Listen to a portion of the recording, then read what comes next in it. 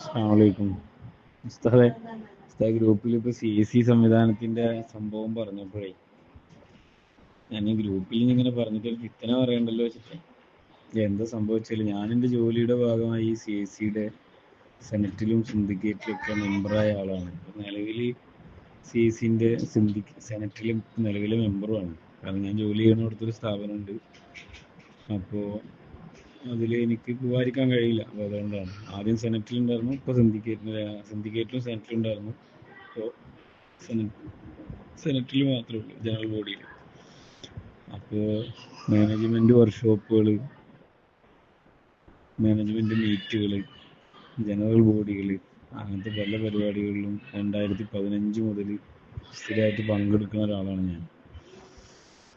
അപ്പോൾ ഈ സംസ്ഥാനമായിട്ടുള്ള ഈ പ്രശ്നം ഫസ്റ്റ് വിവാഹപ്രായത്തിൻ്റെ വിഷയം മുതൽ അവിടെ നിന്നിട്ട് അങ്ങോട്ടും ഇങ്ങോട്ടും ചോദ്യം ചെയ്യലും കാര്യങ്ങളൊക്കെ തുടർന്ന് വരുന്ന ആ സമയം മുതൽ തന്നെ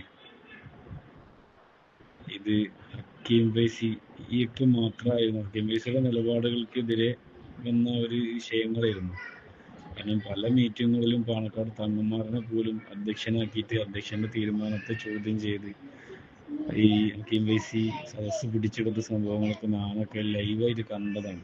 ഉദാഹരണത്തിന് ജിഫ്രി തങ്ങളിനെ സ്ഥാനത്ത് നിന്ന് മാറ്റിയ തീരുമാനം പാങ്ങ ക്യാമ്പസിലെ വെച്ച് നടന്നപ്പോൾ പല ആളുകളും അവിടെ നിന്ന് ചോദ്യം ചെയ്തു. അതിനെതിരൊക്കെ മുട്ടകളെ മർക്കട മുഷ്ടി കൊണ്ട് മാത്രം തരണം ചെയ്തതാണ്. അതൊക്കെ ഭരണഘടന മാറ്റി എഴുതിയത്, ജിഫ്രി തങ്ങളെ മാറ്റിയത് ഒക്കെ മുട്ടകളെ ഒറ്റക്കുള്ള പവർ കൊണ്ട് ചെയ്തതാണ്.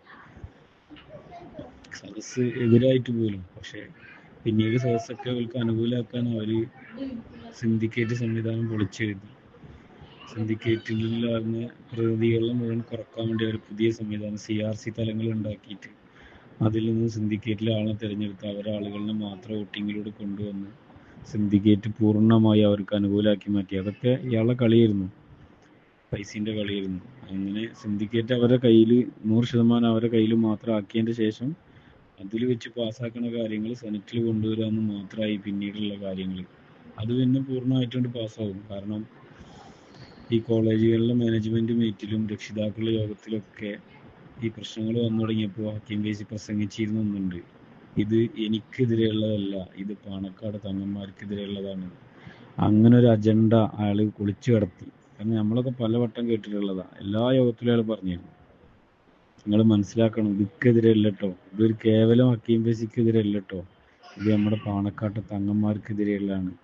അവന്മാര് സാദിഖലി തങ്ങളെ മുഷാവറ മെമ്പറായിട്ട് എടുക്കൂല എന്നുള്ള വിവാദം ഉണ്ടായ സമയത്ത് അന്ന് നടന്നൊരു മീറ്റിങ്ങിൽ മുഷാവറ മെമ്പർ ആവാൻ എന്താ സാദിഖലി തങ്ങൾക്ക് പ്രായമായിട്ടില്ലേ എന്നൊക്കെ പറഞ്ഞിട്ട് സാദിഖലി തങ്ങൾക്ക് വേണ്ടിയിട്ട് കുറെ പ്രസംഗിച്ചു മുട്ടികളെ.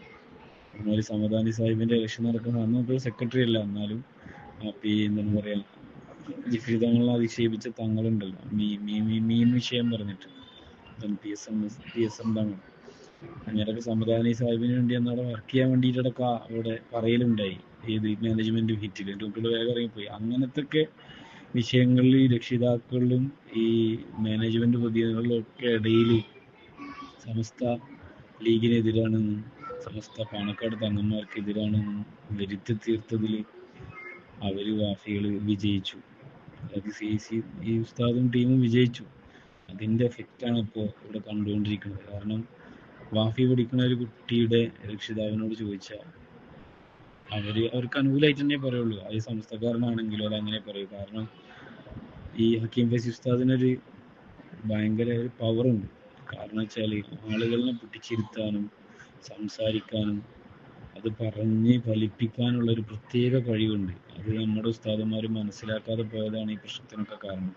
വളാഞ്ചേരി മർക്കസൊക്കെ കയ്യിൽ നിന്ന് പോയ അവസ്ഥയാണല്ലോ. അപ്പോൾ ഉസ്താദ് ഇങ്ങനെ ഈ വിഷയം പറഞ്ഞപ്പോൾ ഞാനിങ്ങനെ ഓർത്തുപോയി. 2015 മുതൽ CSEയിൽ നടന്ന പല സംഭവങ്ങളുടെയും ഒക്കെ സാക്ഷി അനുഭവമുള്ള ഒരാളാണ് ഞാൻ. പക്ഷെ ഗ്രൂപ്പിൽ പറഞ്ഞിട്ട് അതൊരു വെറുതെ ഇരിക്കണം, എല്ലാവർക്കും അറിയുന്ന കാര്യങ്ങളല്ലേ, വീണ്ടും വീണ്ടും ഇങ്ങനെ പറയണ്ടല്ലോ. അപ്പോൾ ഉസ്താദ് ഷെയർ ചെയ്യാമെന്ന് വിചാരിച്ചൊരു വോയിസ് അയച്ചു എന്നുള്ളൂ. അസ്സലാമു അലൈക്കും വറഹ്മത്തുള്ളാഹി.